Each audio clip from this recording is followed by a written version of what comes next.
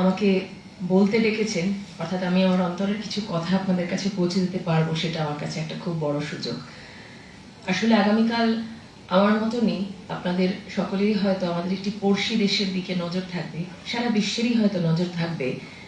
তার কারণ সে দেশে এই স্তম্ভটি কালকে কি অবস্থায় থাকবে, ভাষার গুরুত্ব নিয়ে যে মানুষগুলো প্রাণ দিয়েছিল তাদের আত্মজন, এবং সেই আত্মদানের বিনিময়ে যে দেশ গড়ে উঠেছিল, কালকে সেই ইতিহাসটি অক্ষত থাকবে কিনা তার দিকে আমাদের নজর থাকবে। এবং সেই সময়টির প্রাক্কালে দাঁড়িয়ে যখন সোমা আমার সহপাঠী আমাকে যখন বললেন যে আমরা ইতিহাস শুনতে চাই না, আমরা ভাষা নিয়ে কোনো কথা বললে ভালো হয়, আমি তখন ঠিক করলাম যে ভাষা নিয়ে কথা বলতে গেলে এমন বিষয় নিয়ে কথা বলি যেটা মানুষের মুখে মুখে প্রবাহিত হয়, এরকম যে বিষয়গুলো সেটা নিয়ে আমি কথা বলি। শুরু করব আমার ছোটবেলার একটা গল্প দিয়ে। মানে আমি আমাদের তরুণ সঞ্চালক বলেছেন যে সত্যি কথাই বলবো, কোনো বক্তৃতা দেব না। আমার ছোটবেলার গল্প বলার আগে একটা কথা বলি, ছোট্ট তিয়াশা আমাদের এই ভয়ঙ্কর অস্থির অবস্থাতেও এটা কিন্তু আমাদের বলেছে তার সুরের মধ্যে দিয়ে যে ভাঙনের পথে কেউ আসেন, কে আসেন আমরা জানি না, তবে হ্যাঁ যে আশার কথা অভিজিৎ বলেছেন আমরা সবাই সে আশাটা তো রাখি। সে আশার দিক থেকে দাঁড়িয়ে আমি কথা শুরুর মুহূর্তে আমার ছোটবেলার একটা গল্প দিয়ে শুরু করি। আমি অনেক ঠাকুমা ঠাকুরদা দাদু দিদার মধ্যে বড় হয়েছি, মানে যেটা সবাই পায় না, গ্র্যান্ড প্যারেন্ট। আমার বাবা মা, আমার মায়ের মা, আমার বাবার দুই কাকা, মানে এতজন গ্র্যান্ড প্যারেন্টকে বড় হয়েছি। ফলে আমার ছোটবেলাটা পুরোটাই কেটেছে গল্প শুনে। পড়তে পারতাম না অবশ্যই তখন, তো গল্প বলা হতো, দিদিমা বলতেন, ঠাকুমা বলতেন, এবং আমার বাবার দুই কাকার মধ্যে একজন কাকা বানিয়ে গল্প বলতে পারতেন। তো দাদু বানিয়ে, ছোট আমার সেজো দাদু বানিয়ে বানিয়ে গল্প বলতেন, তো সেসব গল্প শুনতাম, মাও গল্প পড়ে শোনাতেন। তো মার কাছে শুনেছি তখন আমাদের ছোটবেলায় রাশিয়ান গল্পের বইয়ের অনুবাদ পাওয়া যেত বাংলা। তো একটা গল্প ছিল, সেটা তিনটে বেড়ালের গল্প, একটা কালো, একটা ছেয়ে, একটা সাদা। আমার এখনো মনে আছে সেটা। তো ওটা নাকি আমি মুখস্থ করে ফেলেছিলাম, মানে মা বলতেন শুনে শুনে আমার মুখস্থ হয়ে গেছিল। এবং তখন আমি পড়তে পারতাম না, অকাখাও চিনতাম না, কিন্তু এত কনফিডেন্টলি নাকি বইয়ের পাতা উল্টে উল্টে আমি ওটা বলতাম আর কি। তো যারা জানতেন না তারা ভাবতেন বোধহয় আমি এটা ক্ষণজন্মা কেউ, যে আমি বলতে পারি, আমি বই পড়তে পারি, কিন্তু পারতাম না। এটা বলার কারণ এটাই যে ছোটবেলায় যখন আমরা পড়তে পারি না, তখনও কিন্তু যে সাহিত্যের কথা হবে এখানে, আমরা সাহিত্যের সঙ্গে সংযুক্ত হই ওই মৌখিকভাবে, ঠিক যেরকম ভাবে আমি কালো ছেয়ে সাদা তিনটে বেড়ালের গল্প মুখস্থ করেছিলাম। বাকিগুলো আপনারা জানবেন, সেটা হচ্ছে তুতুভুতু, আরেকটা গল্প সেটা হচ্ছে ধোলাইরাম। এবং অনেক বড় হয়ে আমি কিন্তু বইগুলো হাতে পাই, মানে যেটাকে আমরা হার্ড কপি বলে আমি হাতে পাই। কিন্তু আমার সাহিত্যের সঙ্গে প্রথম পরিচয় একেবারে মুখের ভাষার মধ্যে দিয়ে, মানে মুখে বলেছেন মা, ঠাকুমা, দিদিমা, দাদু, কেউ একজন, আমি কানে শুনেছি। একটা মুশকিলটা হচ্ছে যে এইরকম যে অভ্যাসটা, সেই অভ্যাসটা ধীরে ধীরে হারিয়ে যাচ্ছে, কারণ আজকালকার দিনে ছেলেমেয়েরা ইউনিটারি পরিবারে বড় হয়, বাবা মা বাচ্চা, বাবা চাকরি করেন, মা চাকরি করেন, গল্প শোনাবার কেউ নেই। ফলত মুখে বলা গল্প এবং সেই গল্পের সূত্রে বাচ্চাদের সাহিত্যের সঙ্গে সংযুক্ত হবার যে ধরনটা, সেটা হারিয়ে যায়। এবং হারিয়ে যায় বলেই কিন্তু আমাদের ফিরে তাকাতে হয় মৌখিক পরম্পরায় রচিত সাহিত্য, বা যেটাকে আমরা এখন আধুনিক বিজ্ঞানের সূত্রে বা আধুনিক ভাষা বিজ্ঞানের সূত্রে ওরেচার বলি, সেই ওরেচারের দিকে আমাদের ফিরে তাকাতে হয়। এবং আমার আজকের আলোচনাটা মূলতই কিন্তু ওই ওরেচারের যে গুরুত্ব সেটা নিয়ে, বা কেন মৌখিক ভাষায় পরপরিত সাহিত্য প্রয়োজন সেটা নিয়ে কথা বলা। আসলে যেটা হয় যে আপনারা জানেন যে যখন ছাপাখানা তৈরি হয়, তখন আস্তে আস্তে যে গল্পগুলো প্রজন্মের পর প্রজন্ম মুখে মুখে প্রবাহিত হতো, সেগুলো হারিয়ে যেতে থাকে। তার কারণ গল্পগুলো তো ছাপাই হয়ে যাচ্ছে, এবং আপনি অত সময় কি করে দেবো, কোথায় বসে এত গল্প শুনবো। ঠিক আছে, বইটা ছাপা হয়ে গেছে, খুব ভালো হলো, বইটা হাতে পেলাম, বইটা পড়ে ফেললাম। এটা প্রথম ধাক্কা মৌখিক পরম্পরা সাহিত্যের ক্ষেত্রে। তারপরে সময় এগোয় এবং ইন্টারনেট নামক একটি বস্তু আমাদের জীবনে আসে, এবং তার হাজারটা ভালো গুণ আছে অবশ্যই। সব থেকে সমস্যা যেটা, তখন আমাদের হার্ড কপি, মানে হাতে করে বই পড়ার অভ্যেসটাও চলে যায়। মানে আমি যেহেতু আমার পড়াশোনা বা আমার চাকরি সবটাই সাহিত্যকে কেন্দ্র করে, ফলে আমাকে কিছু হার্ড কপি পড়তে হয়। কিন্তু আমি অভ্যস্ত শুনতে ছেলে মেয়েদের কাছে, ম্যাডাম এটার পিডিএফটা দেবেন, দিদি ওটার স্ক্যান্ড কপিটা পাওয়া যাবে।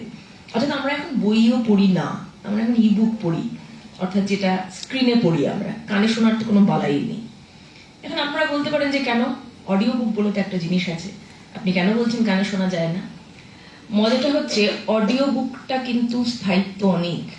আমি একবার একটা কণ্ঠ দিয়ে অডিও বুক টেপ করে ফেললাম, সেই পার্টিকুলার সফটওয়্যারের মধ্যে সেটা রয়ে গেল। আমি যদি মরেও যাই 50 বছর পরেও কিন্তু সেই অডিও বুকটা থেকে যাবে।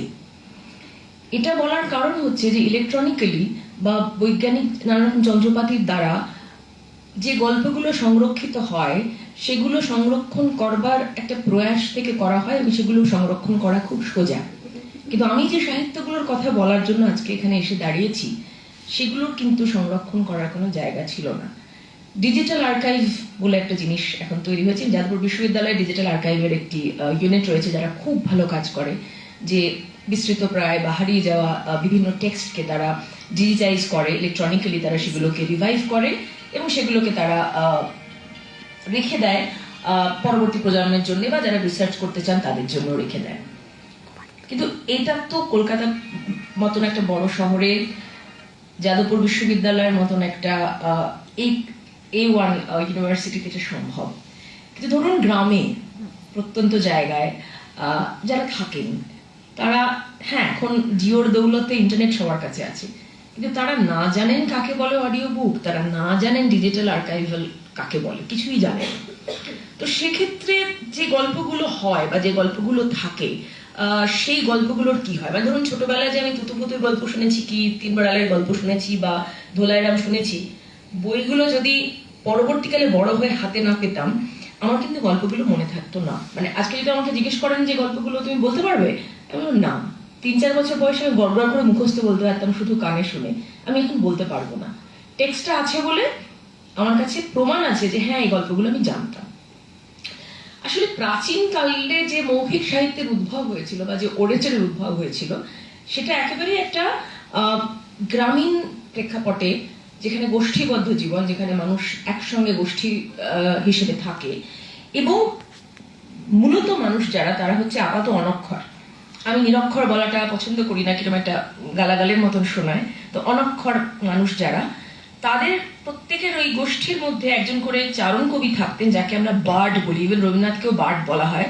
তো সেই চারণ কবি গল্পের মতন করে হয়তো গ্রামের ভেতরে একটা চত্বরে বসলেন, বসে তিনি গল্প বলছেন, গান গাইছেন, ইতিহাসের কথা বলছেন, অতীত ইতিহাসের কথা বলছেন। এইভাবে কিন্তু একটা প্রজন্ম থেকে আরেকটা প্রজন্ম এরকম ভাবে গল্পগুলো প্রবাহিত হতে থাকতো। কারণে বলছি, যে বললাম যে পরবর্তীকালে যখন ছাপা বই আসে, তারপরে ইবুক আসে, সমস্ত কিছু প্রকোপে পড়ে বিজ্ঞানের অভিশাপ বলুন, ওই যে জেগে যাস না, বিজ্ঞানের অভিশাপ বলুন বা যাই বলুন, তাতে করে কিন্তু ওরেচার গুলো কোথাও হারিয়ে যেতে থাকে।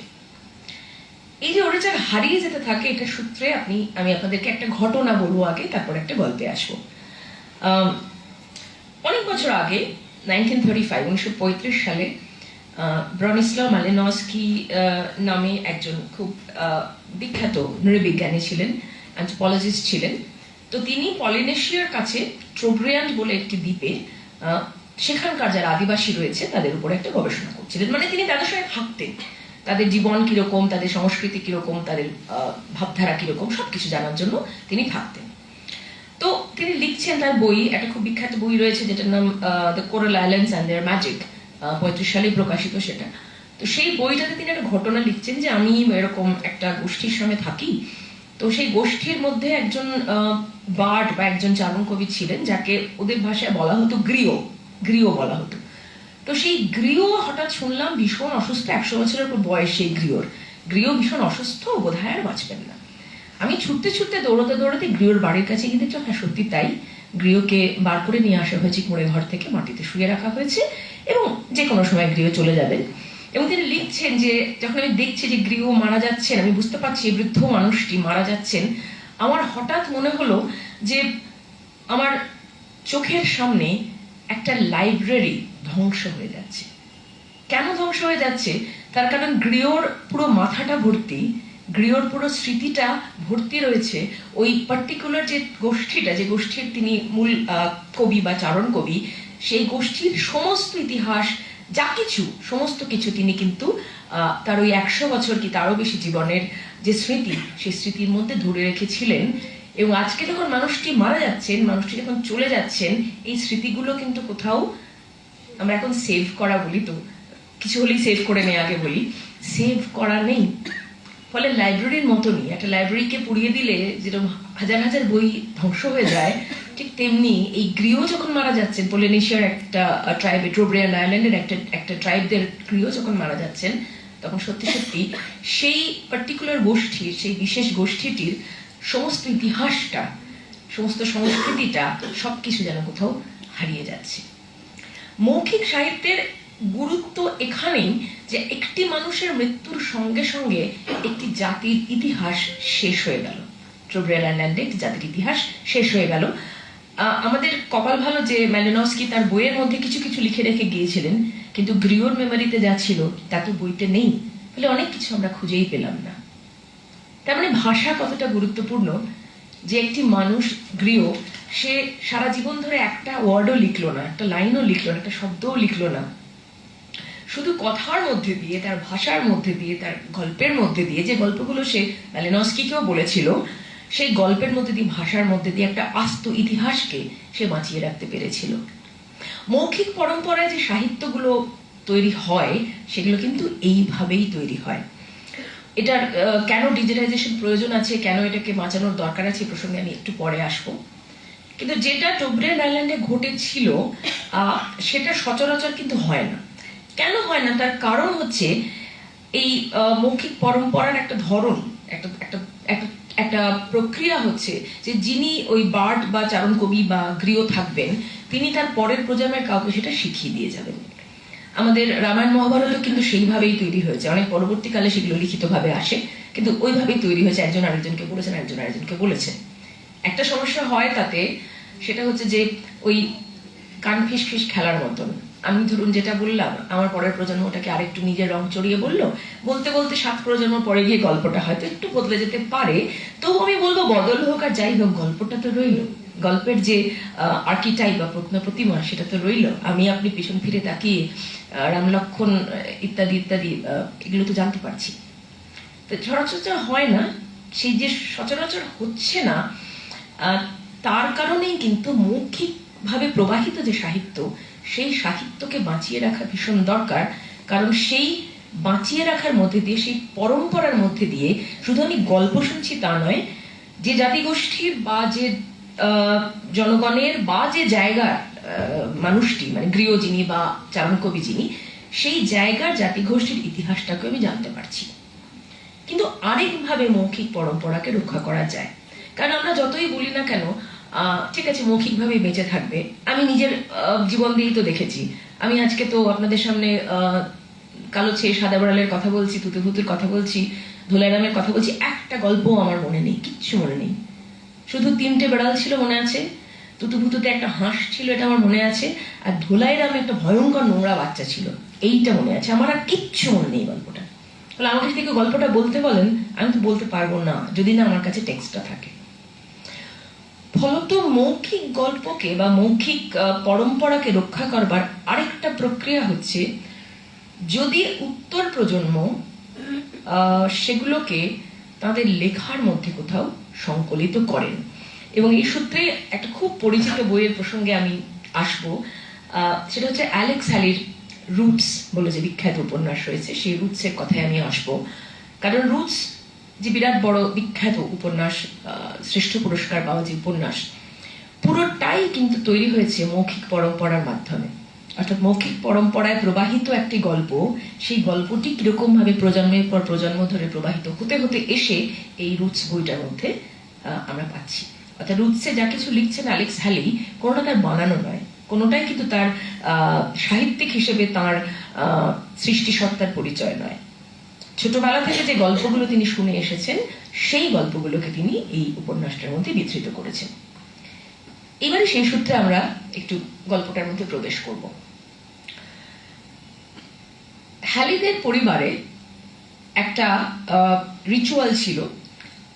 সেই রিচুয়ালটা এরকম, বা সেই আচারটা এরকম, যে পরিবারে যখন একটা ছোট বাচ্চা হবে, নতুন যখন একটা বাচ্চা জন্মাবে, তখন পরিবারের প্রত্যেকটি সদস্য মিলে গোল হয়ে একটা জায়গায় বসবেন এবং পরিবারের বয়োজ্যেষ্ঠতম যে মানুষটি, ধরুন ঠাকুমা কি দিদিমা এরকম কেউ একজন, তিনি একটা গল্প বলবেন, যে গল্পটা হচ্ছে ওই পরিবারের বাকিরা হয়তো অনেকবার শুনেছে এবং সদ্যজাত বাচ্চাটি কিছুই বুঝতে পারছে না, সে তো জানেই না, তবু গল্পটা বলা হবে, এটা একটা রিচুয়াল। গল্পটা কার? গল্পটা হচ্ছে 150 বছর আগে আমেরিকাতে আফ্রিকা থেকে একটি মানুষ এসেছিল যাকে দি আফ্রিকান বলে বলা হতো, এবং এই হ্যালি পরিবার ওই আফ্রিকানের বংশধর। এই গল্পটা ছোটবেলায় অ্যালেক্স হ্যালি শোনেন, শুনে তার মনে হয় এটা তো গাল গল্প, এটা কি সত্যি হতে পারে? কারণ তার ঠাকুমা বলছেন আমি আমার ঠাকুমার কাছ থেকে শুনেছি, তিনি আমাকে বলেছেন তিনি তার দিদিমার কাছ থেকে শুনেছিলেন, করতে করতে পিছিয়ে পিছিয়ে দেখছেন 150 বছর পিছিয়ে যাচ্ছে। অ্যালেক্স হ্যালির বিশ্বাস হয়নি যে না, এই গল্প আমার পরিবারের প্রবাহী থেকে হতে পারে না। তো যাই হোক, অ্যালেক্স হ্যালি তো পড়াশোনা করেছেন, বিশ্ববিদ্যালয়ের সঙ্গে যুক্ত ছিলেন, এরকম করে একটা সময় তিনি ইউকেতে গেছেন, ইংল্যান্ডে গেছেন, ব্রিটিশ মিউজিয়ামে গেছেন। ব্রিটিশ মিউজিয়ামে গিয়ে তিনি রোজেটা স্টোন বলে একটা বিখ্যাত পাথর দেখছেন। সেই পাথরটা খুব ঐতিহাসিকভাবে খুব গুরুত্বপূর্ণ, কারণ সেই পাথরটার উপর যে তক্ষণ করা রয়েছে, যে এনগ্রেভিংটা রয়েছে, সেই এনগ্রেভিং গুলো থেকে কিন্তু হাইরোগ্লিফিক্স ইজিপশিয়ান যে ভাষা, ইজিপশিয়ান যে লিপি, সেটা কে আবিষ্কার করা যায় বা ইজিপশিয়ান লিপির পাঠোদ্ধার করা যায় সেই রোজেটা স্টোন দেখে। রোজেটা স্টোন দেখে অ্যালেক্স হ্যালির মনে হচ্ছে, আচ্ছা এইভাবে যদি রোজেটা স্টোন থেকে ইজিপশিয়ানদের পুরনো গল্প পাওয়া যায়, তাহলে আমি কেন আমার দিদিমাকে অস্বীকার করছিলাম, আমি কেন আমার দিদিমার বলা গল্পটাকে অবিশ্বাস করছি? আচ্ছা একটু খুঁজে দেখি তো। খুঁজে দেখতে গিয়ে তার দুটো সোর্স এলো। একটা হচ্ছে গল্পটা যখন বলা হতো তখন সেই গল্পটার সঙ্গে দুটো আফ্রিকান শব্দ বলা হতো, যে শব্দগুলো ওই 150 বছর ধরে শুনে আসছে। একটা শব্দ হচ্ছে কো, কয়কার কো, আরেকটা শব্দ হচ্ছে কাম্বি বোলোনো, কেউ জানে না, শুধু জানে যে এই শব্দ দুটো আফ্রিকান বলতেন এবং তিনি তার মেয়েকে শিখিয়েছিলেন, এবং সেইভাবে ক্রম পরম্পরায় অ্যালেক্স হ্যালি অব্দি এসে পৌঁছেছে। অ্যালেক্স হ্যালির এক বন্ধু ঠিক বলবো না, অ্যালেক্স হ্যালির একজন পরিচিত মহিলা ছিলেন, যিনি ছিলেন লিঙ্গুইস্ট, ভাষা বিশারদ, অনেকগুলো ভাষা জানতেন এবং খুব ইন্টারেস্টিংলি আফ্রিকার বিভিন্ন ভাষা জানতেন। অ্যালেক্স হ্যালি এটা জানতেন যে এই ভাষাটা আফ্রিকার কোনো একটা ভাষা, কারণ আমাদের ভারতবর্ষ যেরকম অজস্র ভাষার দেশ, আফ্রিকাও তাই অজস্র ভাষার দেশ। তো সেই ভদ্রমহিলার নাম জানা ভ্যানসেস। সেই জানা ভ্যানসেসকে তিনি বলেন, আচ্ছা আপনি বলতে পারবেন এরকম কাম্বি বোলোনো, কো, এগুলো কি কি এগুলো? উনি বলছেন যে কো হচ্ছে একটা বাদ্যযন্ত্র, আর কাম্বি হচ্ছে গ্যাম্বিয়া অর্থাৎ আফ্রিকার একটা দেশ, আর বোলোনে হচ্ছে নদী। তো কাম্বি বোলোনে হচ্ছে গ্যাম্বিয়ার একটা নদী, আর কো হচ্ছে আফ্রিকার একটা বাদ্যযন্ত্র। তুমি কোত্থেকে শুনেছো এই কথা? তো বলেছে আমার পরিবারে এরকম যিনি পূর্বতম পুরুষ, যিনি আদি পুরুষ, দি আফ্রিকান, তিনি এই কথাগুলো বলতেন, আমি সেখান থেকে আমার এত বছর পরে আমার দিদিমার কাছ থেকে জেনেছি। আপনি আমাকে বলতে পারবেন এটা কি ভাষা, আফ্রিকার কোন ভাষা? তুমি বলছেন এই ভাষাটা যারা বলে তারা হচ্ছে মান্ডিনকা জাতিগোষ্ঠীর অন্তর্ভুক্ত। আফ্রিকাতে অজস্র জাতিগোষ্ঠী আছে, এইটা মাথায় এলো অ্যালেক্সের। আচ্ছা ঠিক আছে, তার মান্ডিনকা জাতিগোষ্ঠীর ভাষা, আমার যিনি পূর্বপুরুষ, যিনি গল্পগুলো বলেছেন, তিনি মান্ডিনকা ভাষা বলতেন। আরেকটা সূত্র ছিল অ্যালেক্স হ্যালির হাতে।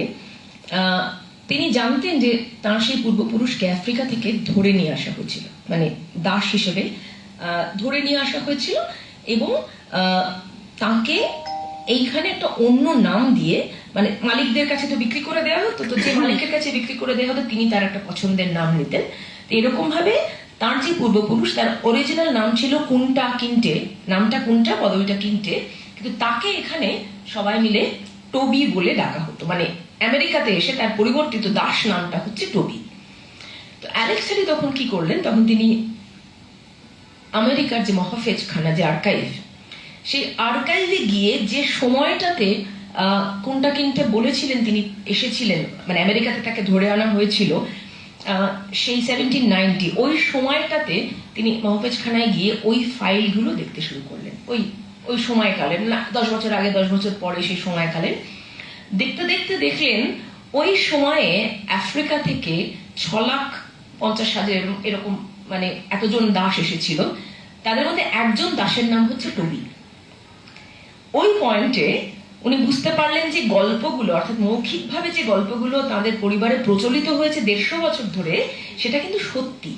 তার কারণ হচ্ছে যে ওই প্রথম যে গল্পটা যিনি বলেন, দি আফ্রিকান দি কুন্টা কিন্টে, তিনি টবি, এবং তিনি আফ্রিকার মান্ডিনকা জাতিগোষ্ঠীর মানুষ ছিলেন, কারণ তিনি দুটো মান্ডিনকা শব্দ, মানে ভাষার, যদি ভাষার কম্পোনেন্ট হিসেবে আমি দেখি, দুটো মান্ডিনকা শব্দ তিনি আমাদের শিখিয়ে দিয়ে গেছেন।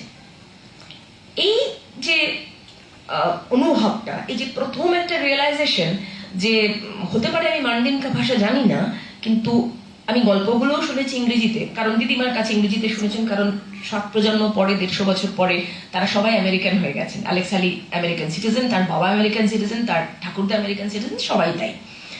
হতে পারে আমি আমেরিকান হয়ে গেছি, আমি ব্ল্যাক আমেরিকান, কালো আমেরিকান, কিন্তু আমি তো আসলে আমেরিকান না। এই ভাষার সূত্রে আমি তো বুঝতে পারছি আসলে আমি আফ্রিকান, আমার উৎস আফ্রিকায়। তিনি তখন ছোটবেলা থেকে শোনা গল্পটা একটা ডায়েরিতে লিখলেন, লিখে একটি দোভাষীকে নিয়ে চলে গেলেন আফ্রিকায়। এখন আফ্রিকায় গিয়ে মান্ডিনকা ট্রাইব খোঁজা মানে হচ্ছে খড়ের মধ্যে ছুঁচ খোঁজার মতন। তিনি যেটা করলেন, যেটাকে স্লেভ কোস্ট বলা হতো, মানে ঘানাকে কেন্দ্র করে যে জায়গাটা হচ্ছে সব থেকে কুখ্যাত ছিল দাস ব্যবসার জন্য, তিনি ঘানাকে কেন্দ্র করে যে কোস্টটা, স্লেভ কোস্ট যেটা, সেই স্লেভ কোস্টে গিয়ে দেখলেন সত্যি সত্যি গ্যাম্বিয়া বলে একটা জায়গা তো আছেই, এবং গ্যাম্বিয়ার গা দিয়ে একটা নদী বয়ে গেছে, যে নদীটা বিশাল বড়, মানে কোথায় শুরু কোথায় শেষ অনেক বড়।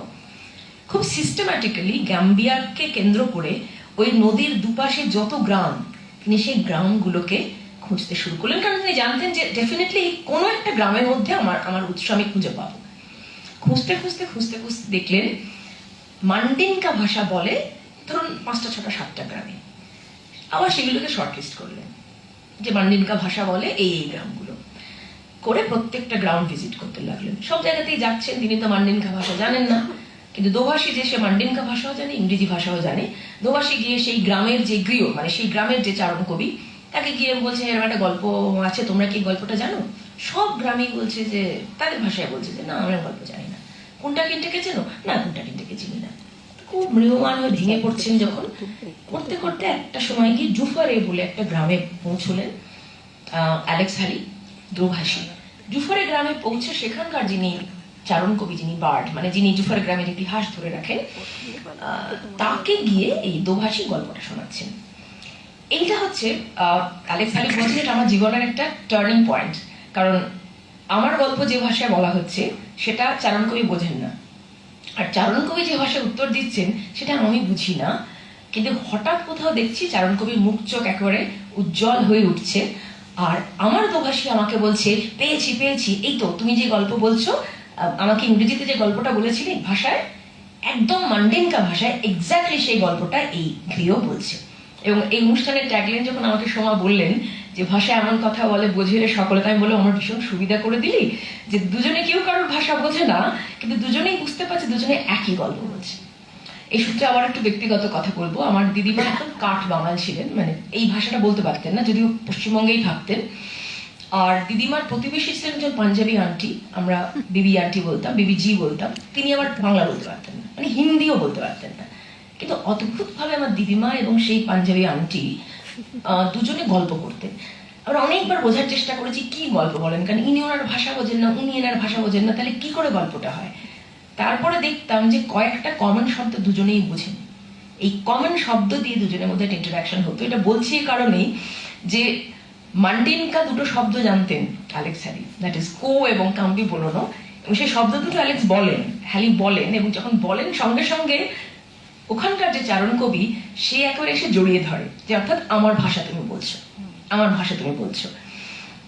প্রতিবেশী দেশের কথা যখন হচ্ছিল, একটু আগে প্রতিবেশী রাষ্ট্রের কথা হচ্ছিল, সেখানেও তো আমাদের আবেগটা কাজ করে একটাই কারণে, কারণ একই ভাষা তো বলি আমরা, তারাও একই ভাষা বলে, তাদের একটু অন্যরকমের একটা ভাষার একটা সিনট্যাক্সটা অন্যরকমের, কিন্তু একই রকম ভাবে একই ভাষা বলি আমরা। তো এই যে ঘটনাটা, এই ঘটনাটা যখন ঘটে, যখন অ্যালেক্স হ্যালি বুঝতে পারেন যে ভাষার তারতম্য সত্ত্বেও আসলে তিনি অবশেষে তার রুট বা তার শিকড় বা তার অস্তিত্বকে ছুঁতে পেরেছেন, তখন তিনি বলেন যে একটা অদ্ভুত ঘটনা ঘটতে থাকে।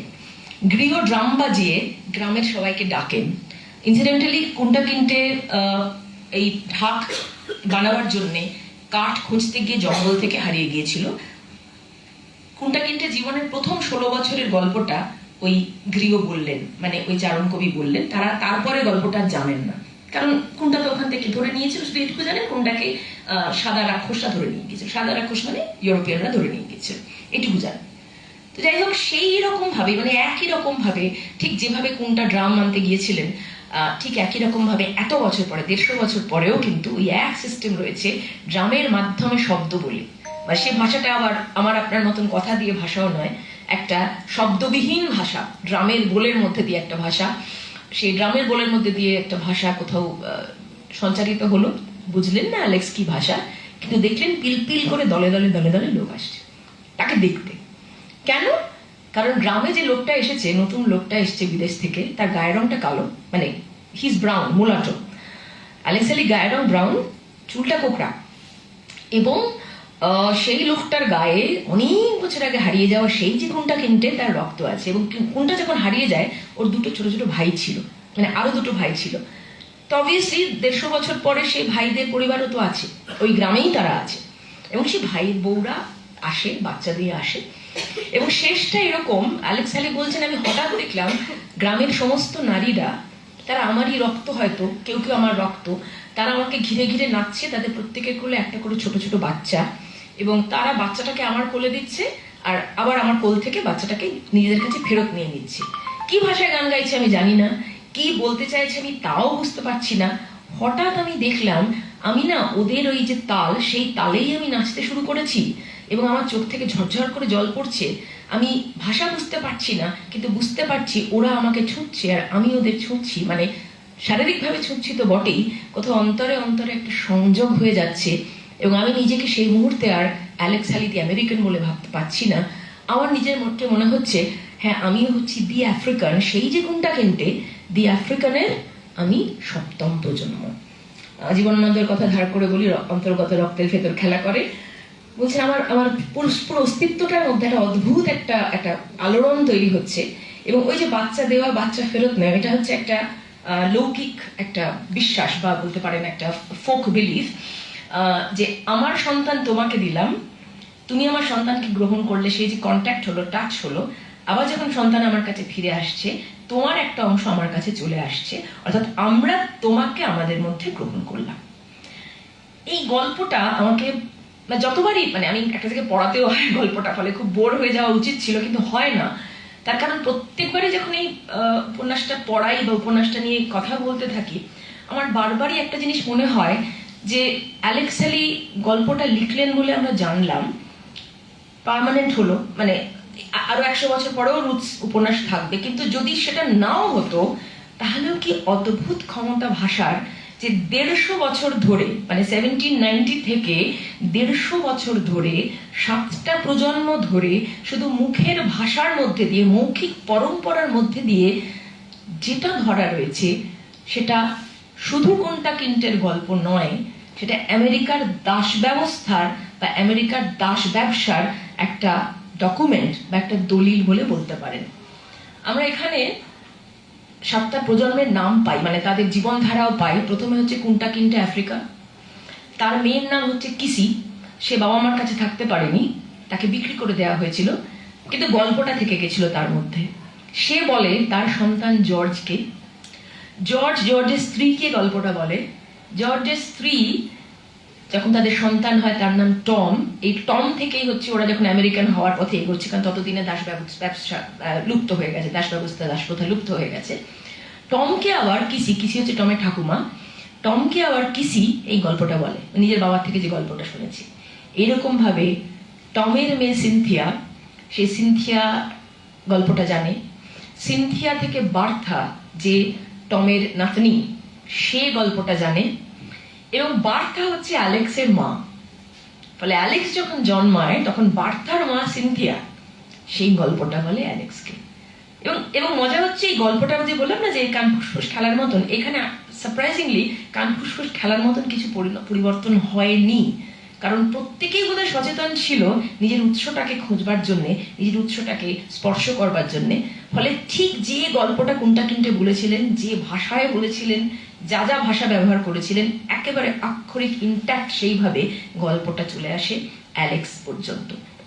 এবং যেটা বলছিলাম যে তার মানে যদি অ্যালেক্স হ্যালি রুটসটা নাও লিখতেন, তাহলেও কিন্তু এই বংশ পরম্পরা যেটা বা বংশের এই যে একটা রিচুয়াল বা একটা বংশের একটা ধারা, বংশের একটা কৃত্য কাজ হতেই পারে। অ্যালেক্স তার নাতনিকে বলবেন, তার নাতনি তার নাতনিকে বলবে, ধরুন আরো 20-25 বছর পরে এটাও হয়তো চলতে থাকবে। এবং এই ধারাবাহিকতার মধ্যে দিয়েই কিন্তু গল্পটা বেঁচে থাকছে, গল্পটার মধ্যে দিয়ে বেঁচে থাকছে একটা ইতিহাস। এই যে ইতিহাস বেঁচে থাকছে বলতে গিয়ে একটু অন্য প্রসঙ্গে এবার যেতেই হবে। যে কান ফুসফুস খেলার মধ্যে দিয়ে যে পরিবর্তনটা হয় সেটা কিন্তু ইচ্ছা করে হয় না। আমি ভুল শুনেছি একটু, তাই জন্য ভুল এসছে। কিন্তু ইচ্ছাকৃতভাবে ভুল শুনে বা ইচ্ছাকৃতভাবে ভুল লিখে ইতিহাস বিকৃতি ঘটে, বা রাদার আমি বলতে পারি ঘটছে। ভারতবর্ষেই ঘটছে, ইতিহাসের বিকৃতি ভারতবর্ষেই ঘটছে। এই যে ইতিহাসের বিকৃতিটা ঘটানো হচ্ছে, আমার আন্দামানে গিয়ে সেলুলার জেলে গিয়ে ভয়ঙ্কর ধাক্কা লেগেছিল ইতিহাসের বিকৃতি দেখে, আপনাদেরও লাগবে। অনেক জায়গাতে ইতিহাসের বিকৃতি এখন আমাদের হয় ভারতবর্ষের মাটিতে। ইতিহাসের বিকৃতি আটকাতে পারার একটা খুব গুরুত্বপূর্ণ কাজ করেছিলেন অ্যালেক্স হ্যালির পূর্বপুরুষরা। তারা কিন্তু আমেরিকার দাস ব্যবসার যে বাস্তব ইতিহাস, মানে আপনারা পড়লে দেখবেন যে কিভাবে কোনটা কিনতে অত্যাচার করা হতো, ভয়ঙ্কর, কিভাবে মেয়েদেরকে, মানে যারা মেয়েরা তাদেরকে কিভাবে ধর্ষণ করা হতো, কিভাবে বাধ্য করা হতো মালিকের সন্তান ধারণ করতে, এরকম মানে গা শিউরে উঠবে এরকম বিভৎস যে অত্যাচারের কথা। আমরা তো জানি অনেক সময় সত্যি কথা বলা হয় না, অমুক জায়গায় অমুক জলে ডুবে কতজন মারা গেছেন সেই সত্যটাও আমরা জানতে পারি না, সরকারি তথ্য জানতে পারি। তো এই মৌখিক গল্পটা বা এই মৌখিক প্রবাহিত যে 7 প্রজন্ম ধরে প্রবাহিত, ভাষার মাধ্যমে প্রবাহিত যে কাহিনীটা, সেটা কিন্তু কোথাও আমাদের চোখের সামনে আমেরিকায় দাস ব্যবসা বলতে কি কুৎসিত ঘটনা ঘটতো, আমেরিকার দাস ব্যবসা আসলে কি ছিল, তথাকথিত সাদা মানুষরা নিজেদের যারা সভ্য ভদ্র বেস্ট কান্ট্রি বলে দাবি করে আসে, তাদের পূর্বপুরুষরা কি কাণ্ড করেছিলেন, তার কিন্তু একেবারে বিশ্বাসযোগ্য তো বটেই, এবং একেবারে আক্ষরিক প্রতিবেদন পাওয়া যায় এই মৌখিক ধারাবাহিকতার মধ্যে দিয়ে। আপনারা সবাই জানেন আমেরিকাতে এখনো কিন্তু ব্ল্যাক আমেরিকানস যারা, অর্থাৎ যারা নিগ্রো, তাদেরকে যে খুব ভালো চোখে দেখা হয় না, বা তাদেরকে যে সেকেন্ড ক্লাস সিটিজেনের মতন দেখা হয় আমরা জানি। এমনকি একজন সাদা পুলিশ গলায় হাঁটু দিয়ে গলার মধ্যে চাপ দিয়ে মেরে ফেলে, এরকম ঘটনাও ঘটে, এখনো ঘটে। তো সেই দেশে দাঁড়িয়ে অ্যালেক্স গল্পটা লিখেছেন, খুব ভালো কথা, আমরা তাকে ধন্যবাদ দেব যে তিনি আমাদের কাছে এবং ভবিষ্যৎ প্রজন্মের জন্য গল্পটিকে বাঁচিয়ে রেখেছিলেন, বা গল্পটিকে চিরস্থায়ী করে দিয়েছেন একটা ডকুমেন্টেশন করে ছাপিয়ে, এবং সেটা পিডিএফেও পাওয়া যায়, এখন একটা অনুবাদ হয়েছে গীতি সেনের, পিডিএফেও পাওয়া যায়। কিন্তু তা সত্ত্বেও সব থেকে গুরুত্বপূর্ণ বিষয় যেটা, মুখের ভাষা ভীষণ গুরুত্বপূর্ণ এই কারণেই, মুখের ভাষা একমাত্র বাহক, মুখের ভাষা একমাত্র সেই উপাদান বা বলতে পারেন সেই মাধ্যম যা আমাকে আপনাকে অতীতের সঙ্গে সংযুক্ত রাখতে পারে, এবং আমার যেটা বর্তমান, যেটা আমার ভবিষ্যতের কাছে যেটা আবার অতীত, সেই ভবিষ্যতের সঙ্গেও আমাকে যোগাযোগ জুগিয়ে রাখতে পারে। এবং সমস্তটার মধ্যে দিয়ে আসলে যেটা বেঁচে থাকে সেটা হচ্ছে একটা কালেকটিভ মেমোরি, মানে একটা সম্মিলিত স্মৃতি। যে সম্মিলিত স্মৃতিটা যে কোনো জাতিগোষ্ঠীর, যে কোনো দেশের সম্পদ। ইতিহাস তো বইয়ে লেখা হয়, ইতিহাস সরকারি ইচ্ছাতে লেখা হতে পারে, ইতিহাস বিকৃতি হতে পারে, কিন্তু এই যে স্মৃতির মধ্যে বেঁচে থাকা যে ইতিহাস, স্মৃতির মধ্যে দিয়ে, ভাষার মধ্যে দিয়ে বেঁচে থাকা যে ইতিহাস, এই ইতিহাসের গুরুত্ব সব থেকে বেশি, কারণ সেটাই সত্যি। অর্থাৎ ভাষার মাধ্যমে ইতিহাস বেঁচে থাকে। এবং আজকের অনুষ্ঠানটা তো ভাষা দিবসকে কেন্দ্র করেই, ভাষা দিবস পালন করাটাও কিন্তু সেই কারণে, ইতিহাসটাকে বাঁচিয়ে রাখার জন্যে। সেই ইতিহাস, যে ইতিহাস আমাদের বলে একটা ভাষা একটা রাষ্ট্রকে তৈরি করেছিল। ঠিক সেই কারণেই আগামীকাল আমরা সবাই দেখতে চাইব যে ভাষা যে রাষ্ট্র তৈরি করে সেই রাষ্ট্র ভাষার এই গুরুত্বটাকে মনে রাখতে পারে কিনা। আপনাদের সকলকে আন্তরিক শুভেচ্ছা জানিয়ে আমার কথা শেষ করছি।